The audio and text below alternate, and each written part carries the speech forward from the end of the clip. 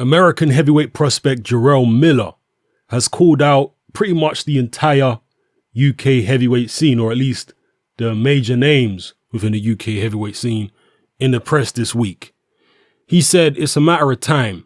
I know I'm going to be victorious. Everybody will get the business, whether it be Derek Chisora, Dylan White, David Haye, Joshua, or Fury." And he's been particularly vocal about Joshua and Fury, who are obviously the two belt holders on the British scene, world title holders. He said that Tyson Fury's got no power and Anthony Joshua has got no chin, and he claims that Joshua has been down multiple times in sparring. Now, Jarrell Miller is a very vocal character. He likes to trash talk. He's previously called out a lot of fighters, a lot of American heavyweights, people like Andy Ruiz, Berman Stavern, Deontay Wilder, and several other people. And in fact, he almost got into a physical altercation with Berman Stavern because he'd been, kind of trolling him on the internet. And Stavern said, "Yeah, come to the gym and we'll handle this." And Jarrell Miller turned up to the gym. The video's on YouTube. You can go watch it. Just type in Jarrell Miller Stavern and you'll see quite a few people have uploaded the same video of the confrontation, which had to be broken up by Shannon Briggs. He was there like, "No, champ, don't do it, champ." So yeah, they nearly got into a outside the ring fist fight because Jarrell Miller had been doing what he does. He likes trolling people. He likes calling people out. Now, I'm not sure how good Miller is. He obviously believes in himself a lot. He has been in the Klitschko camp several times, but he's yet to fight anybody of note in a professional boxing ring. I believe Miller comes from a kickboxing or MMA background. I think that's his original background. He's only been professional boxing now for a couple years. So the jury is still out for me in terms of how good this guy actually is until he fights somebody of note. But so far against the journeyman that he's been facing, and it's mostly journeyman, he's looked okay. I mean, he's a big guy. Some people say too big. Some people say he's too heavy. And, maybe he is. He weighs about, some fights, I think he's been as low as 250. Other fights, he's been as high as 280 or more. So I think he's only about 6'3", 6'4", something like that. Maybe a bit shorter. So he's definitely not the body beautiful type. He's definitely got a few extra pounds there, but he reckons it suits him being heavy, and he says he feels fast and what have you. Now, as far as what he said about Joshua and Fury, a lot of people have claimed that Fury don't really hit hard, but then there's been other heavyweights who have come out and said, actually, Fury does hit hard when he wants to. When he sits down in his shots, he can hit as hard as most guys. But because he chooses to box and counterpunch a lot these days, he's not really sitting down on his shots. He's not really stepping forward and stepping into shots. Kevin Johnson, after he fought Fury, said that Fury hits as hard as the Klitschko's.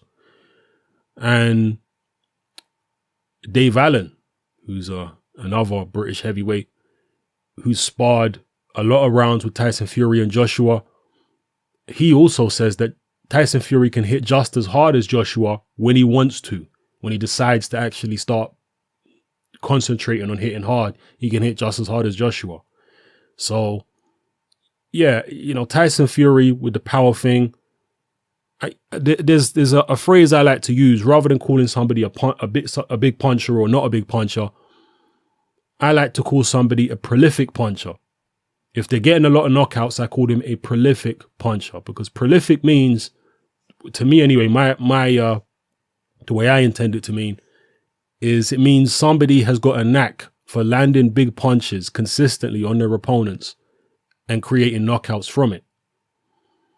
You look at Vitaly Klitschko, I wouldn't call him a huge puncher at all, but I would call him a prolific puncher because his connect ratio with power punches was so high that he would generate knockouts, even though he wasn't really a one-punch knockout merchant. He certainly didn't have the KO power that Vladimir has, even though Vitaly actually has a higher KO percentage. And most of the opponents who have fought both Vladimir and Vitali will back that up, and they'll tell you that Vladimir hits a lot harder than Vitali, despite the fact Vitali's got more KOs, a higher KO percentage, etc. Actually, I'm not sure if he does have more KOs, but I know he's got a higher KO percentage. So yeah, that's how I feel about Miller's comments regarding Tyson Fury's power. Fury is not a prolific puncher, but when he decides to, I think he can hit pretty hard. And as for Anthony Joshua and these claims that he's been down several times in sparring, he's got no chin, I find them very interesting. And I tell you why. Most heavyweights out there, be it Tyson Fury, David Haye, etc., etc., Dylan White, Derek Chisora, there's a lot of stories. There's a lot of information out there. Not even just stories, but information, sometimes even footage. Sometimes even the fighters or people within their camp talking about who these guys are sparring and how they've been performing in sparring. David Haye has been, particularly since he's been heavyweight, he's been quite open about the guys he's been sparring, and he's been sparring some pretty big names. He obviously posted footage, a small short clip of him sparring Deontay Wilder. He's talked openly and shown pictures of a lot of his sparring partners in camp, people like Dimitrenko, Mariusz Wach. He's talked about sparring Carlos Takam, Tony Thompson, so on and so forth. And when you look at Tyson Fury, he obviously spars his cousin Huey. He's obviously sparred Eddie Chambers, Rudenko, that was one of Huey Fury's opponents. They've had him in camp. Steve Cunningham. So, and you look at Dylan White. We know that Dylan White has sparred because he said himself that he sparred David Price. He sparred both Klitschko's. He sparred David Haye. He sparred Derek Chisora. And again, there's a lot of stories out there on the grapevine about how Dylan White has done in a lot of those sparring sessions. But when it comes to Anthony Joshua, there is very little information that I've come across anyway regarding who he's sparring with and how he's doing in those sparring sessions. The only time during Anthony Joshua's professional career where I've personally heard of him sparring any recognizable names, and I'm not saying he isn't sparring recognizable names, all I'm saying is the information, I haven't come across the information that he is. The only time as a pro that I've heard about him sparring any recognizable names is when he left his own camp and went to go train in Vladimir Klitschko's camp. And when he was there, he obviously sparred Klitschko and Kevin Johnson. But when Joshua's in his own camps, who the hell is this guy sparring? Nobody seems to know. And obviously, coming from a boxing background myself, you build up certain contacts, you know certain people on the boxing scene in London, and you hear things on the grapevine. And having run this channel for several years, I get even more information that way. People do send me messages privately and tell me this, that, and the other. And actually, more often than not, the information I receive from the grapevine, from insiders, whatever you want to call it, is usually accurate. Most of the sparring rumors and whatnot that I've been told over the years have turned out to be true.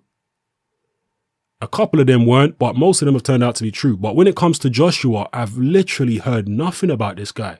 The only person I know of who Joshua sparred that you might have heard of, other than when he was in the Klitschko camp, is Dave Allen. I do know that he sparred a lot with Dave Allen. Now, he sparred David Price, but that was when Joshua was an amateur. Ever since he got signed to Eddie Hearn and turned pro, I have no idea who this guy is sparring, and I don't know how he's doing in sparring. And to me, it seems as though the Joshua / Matchroom Hearn team they're making a point of being secretive about what goes on in Joshua's sparring and who he's sparring. They never seem to want to mention the names or anything like that. It's always kept very hush-hush. And that doesn't necessarily mean there's anything to be suspicious about in terms of, is Joshua getting bashed up all the time? Some camps are a lot more secretive than others. But it does make you wonder. So when Jarrell Miller's coming out with all this saying that Joshua's been dropped multiple times, who dropped him? If it's true, who dropped him? And when did it happen?